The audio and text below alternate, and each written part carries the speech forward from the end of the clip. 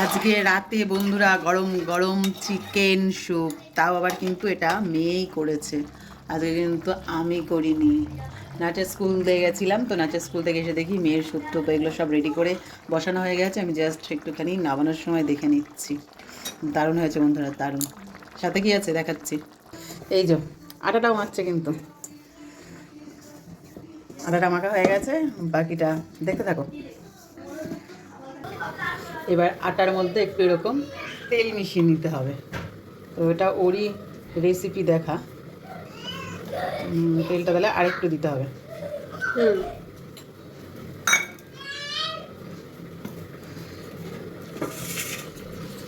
ঠিক জিনিসটা এরকম হবে।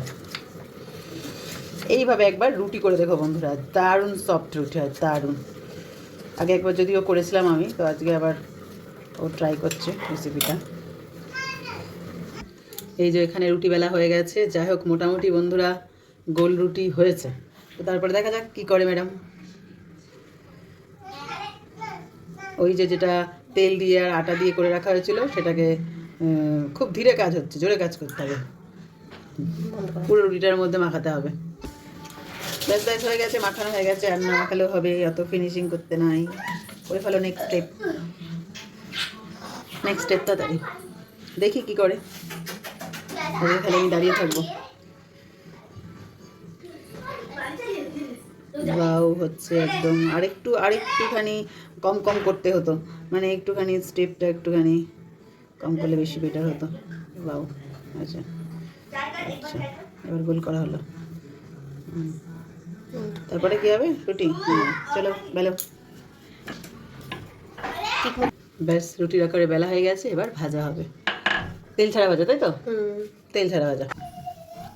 ফ্রাই প্যানে জাস্ট একটু তেল ব্রাশ করে নেওয়ার মতো, কিন্তু তেল ব্রাশ করে নিচ্ছে।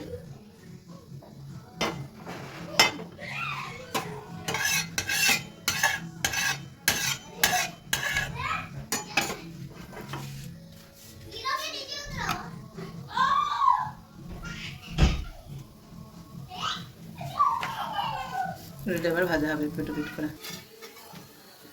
এই যে বন্ধুরা ওটা কিন্তু ভাজা হয়ে গেছে, খারাপ বাজেনি, ভালোই হয়েছে